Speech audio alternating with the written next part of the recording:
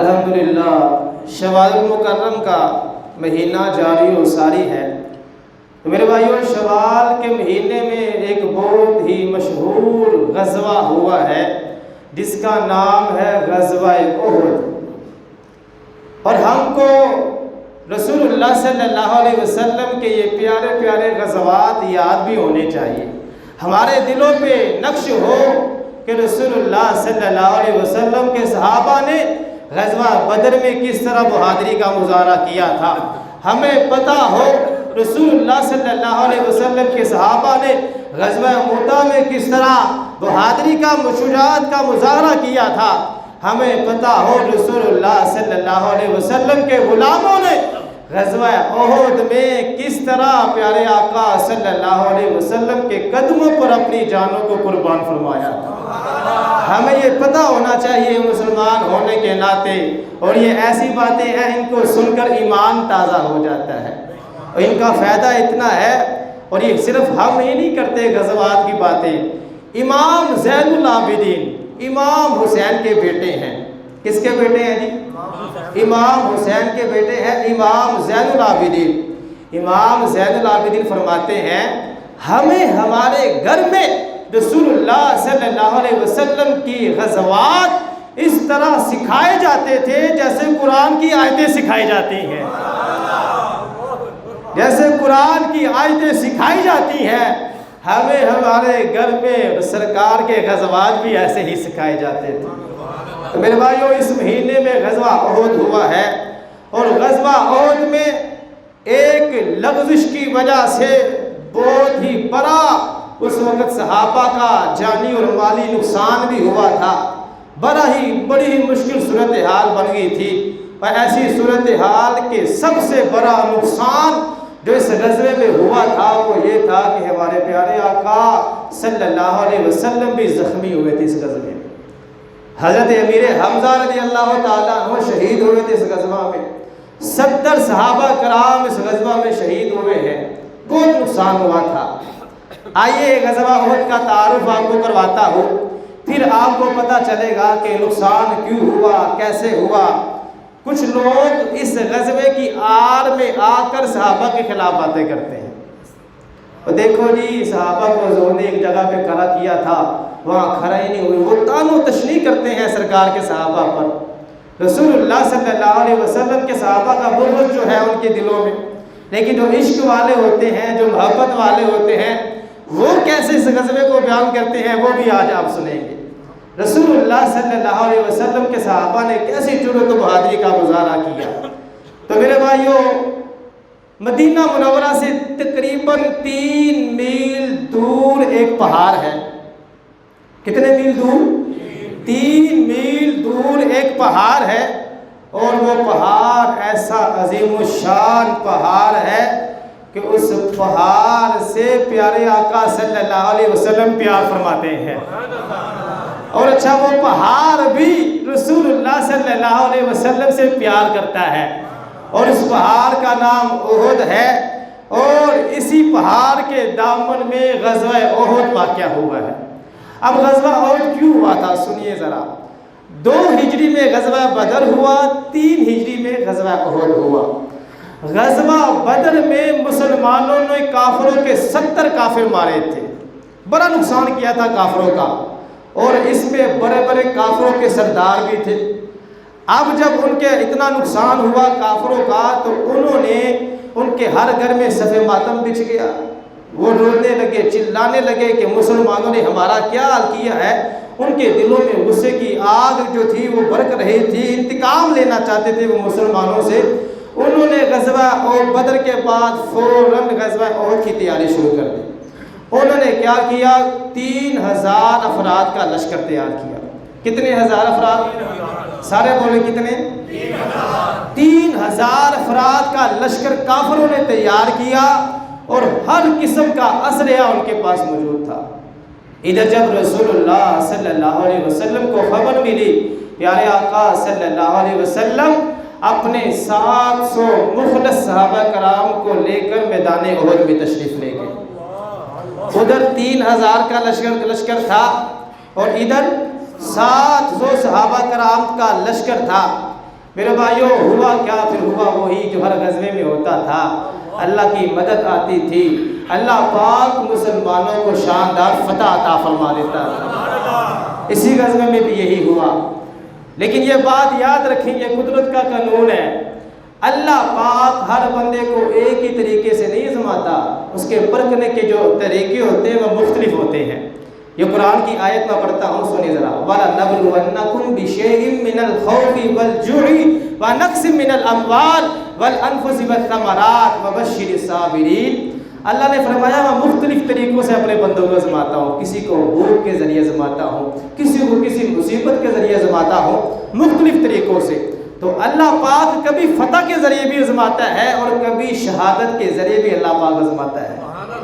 اللہ پاک کے مختلف طریقے ہیں۔ غزوہ بدر میں اللہ پاک نے مسلمانوں کو فتح کے ذریعے آزمایا تھا، اور غزوہ احد میں اللہ پاک نے مسلمانوں کو شہادت کے ذریعے آزمایا۔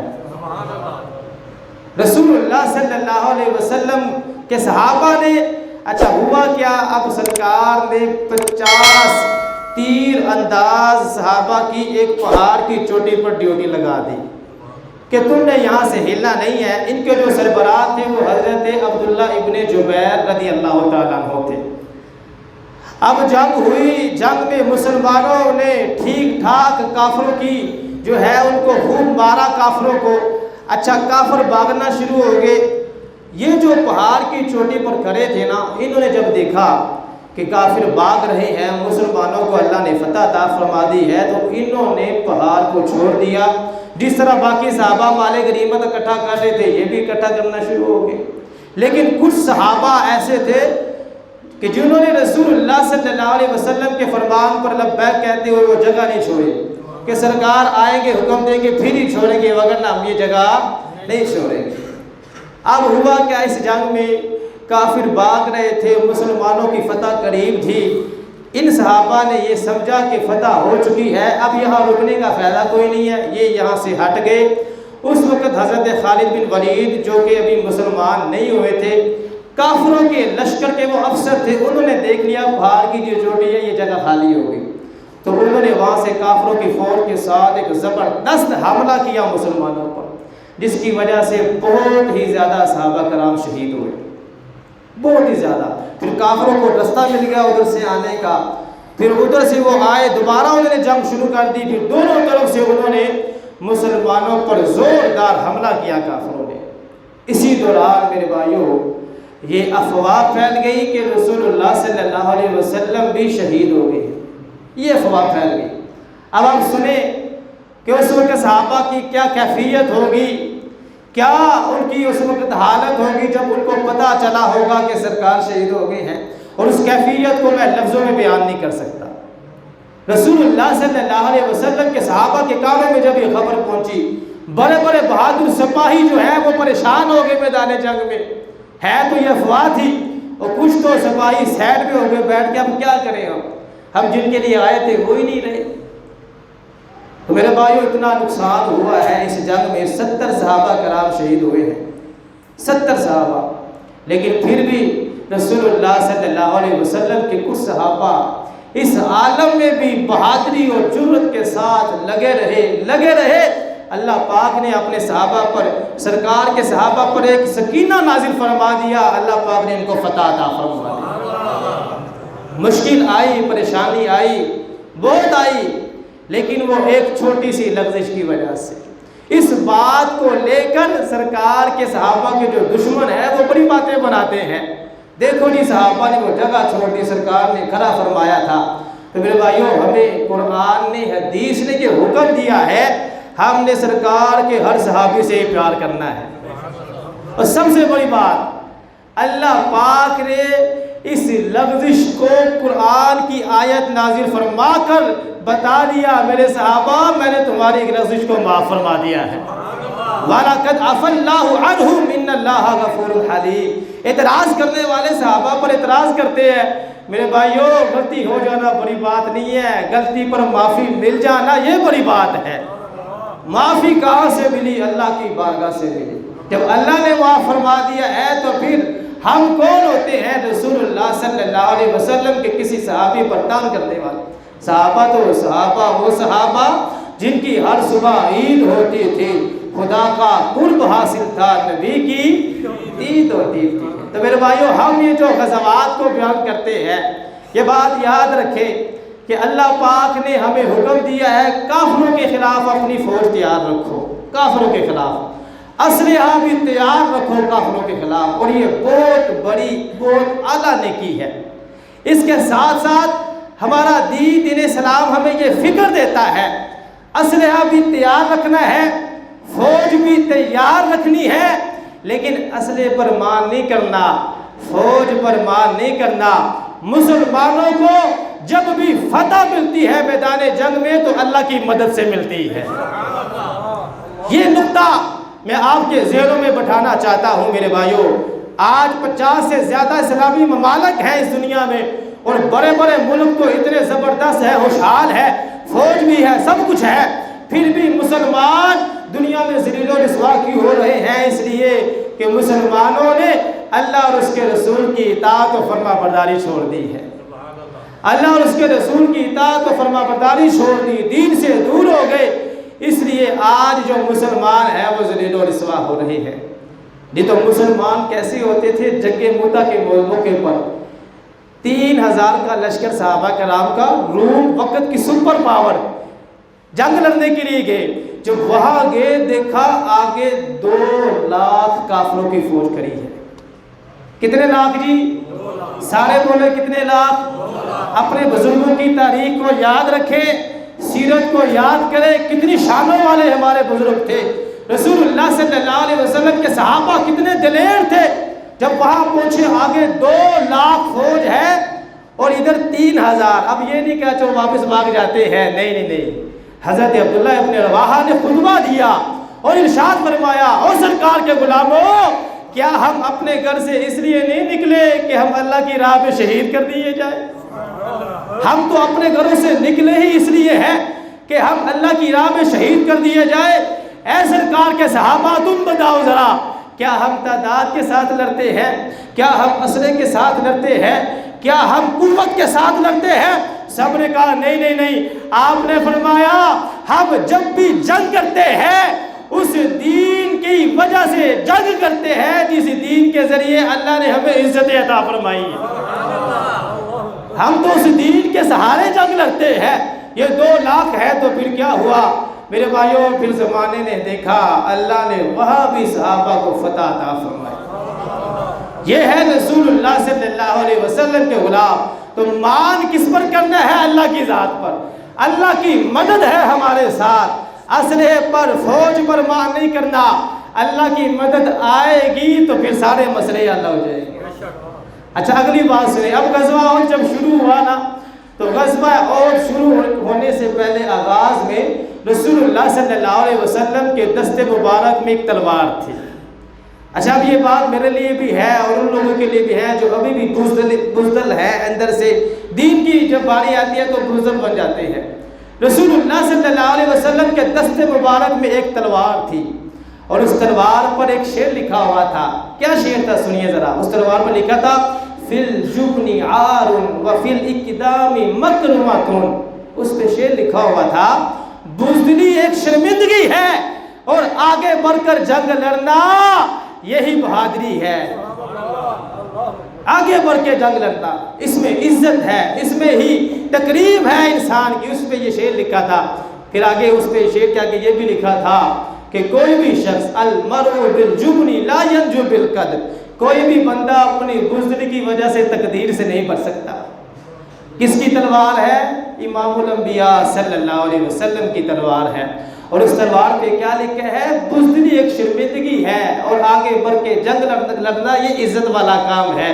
سرکار نے فرمایا، وہاں اس پہ شعر لکھا تھا کہ بندہ جو ہے بزدلی کی وجہ سے تقدیر سے نہیں بچ سکتا۔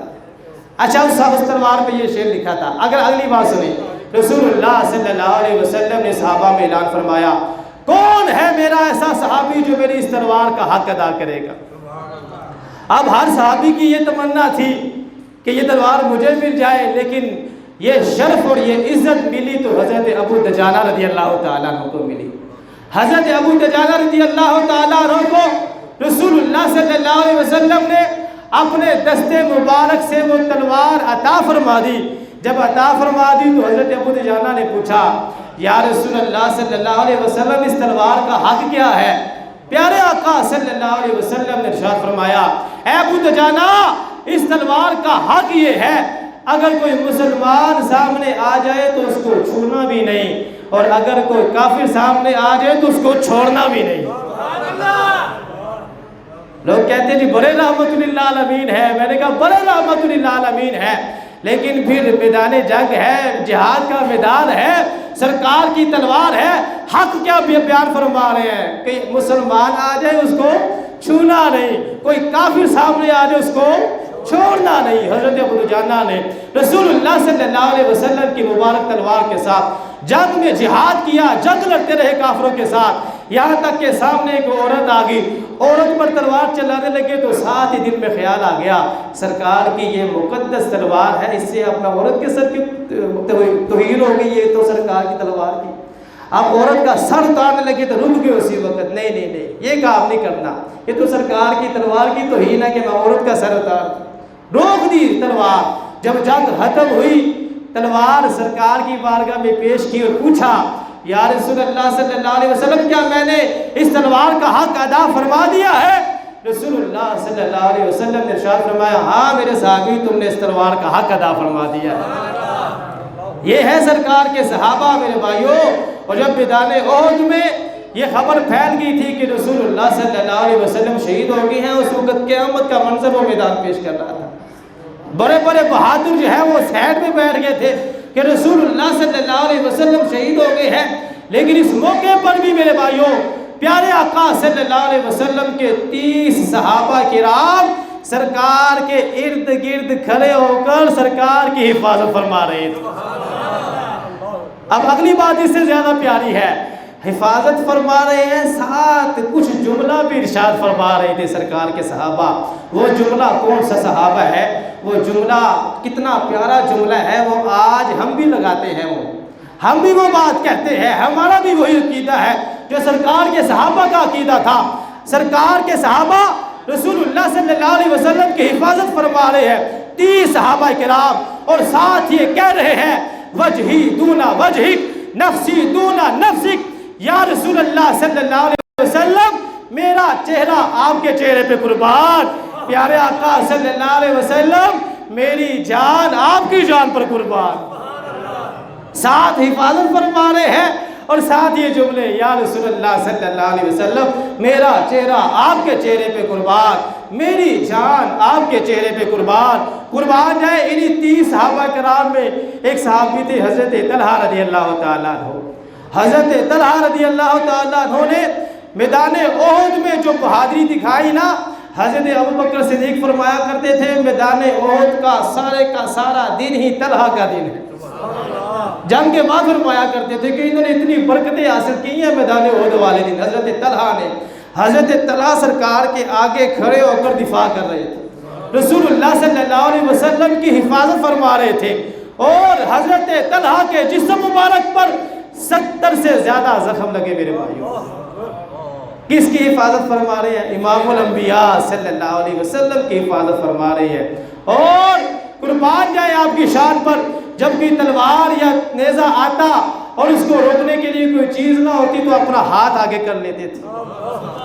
حضرت طلحہ رضی اللہ تعالیٰ عنہ کا ہاتھ بھی مفلوج ہو گیا، شل ہو گیا میرے بھائیوں۔ انہوں نے جب وہ تیر کھاتے تھے نا آگے کھڑے ہو کر سرکار کی حفاظت کرتے ہوئے ایک جملہ کہتے تھے بڑا ہی پیارا، وہ یہ نہیں کہتے تھے ہائے ہائے مر گیا، یہ ہو گیا وہ ہو گیا، بلکہ وہ جب تیر لگتا تھا سرکار کے صحابہ بھی اس وقت کہتے تھے فزت برب الکعبہ، رب کعبہ کی قسم میں تو بازی جیت گیا،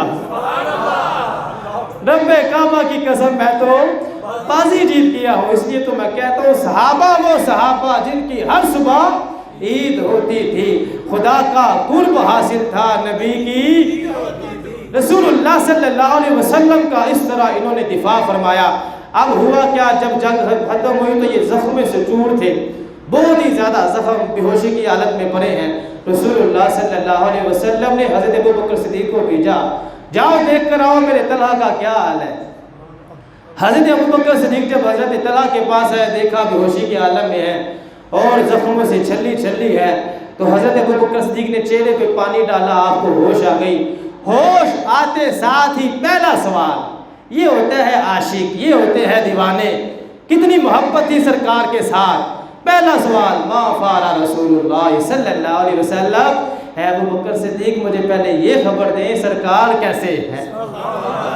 حضرت ابوبکر صدیق کہنے لگے رسول اللہ صلی اللہ علیہ وسلم بالکل ٹھیک ہے، انہوں نے مجھے بھیجا ہے آپ کی خیریت پوچھنے کے لیے۔ آپ کہنے لگے الحمدللہ کل مصیبت بعدہ جلل۔ حضرت طلحہ زخموں سے چور ہے، جب پتہ چل گیا آمنہ کے لال ٹھیک ٹھاک ہے تو کہنے لگے جب سرکار سلامت ہے پھر ہم سب ہی سلامت ہیں۔ یہ ہے رسول اللہ صلی اللہ علیہ وسلم کے صحابہ میرے بھائیوں۔ پیارے آقا صلی اللہ علیہ وسلم کے ایک صحابی ہیں، ان کا نام ہے حضرت حنظلہ رضی اللہ تعالیٰ عنہ۔